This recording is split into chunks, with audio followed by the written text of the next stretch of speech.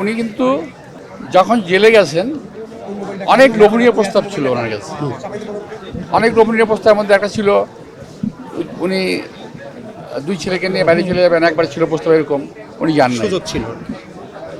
আওয়ামী লীগের সময় আমি নিজে ওনাকে বলেছিলাম যে আপনি চলে যান, বলে তোমাদের কি হবে, আমি আমাদের যা হওয়ার হবে, বলে আমি দেশ ছেড়ে যাবো না।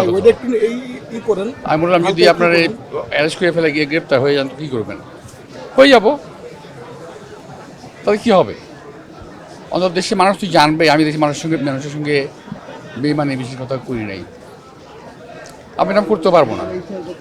আমি তো বলেছি, আগে বলেছি, এখনও বলছি যে আমার দেশের বাড়ি যাওয়ার মতো জায়গা নেই, আমি দেশের মানুষ নিয়ে থাকতে চাই। সেই মানুষটা আজকে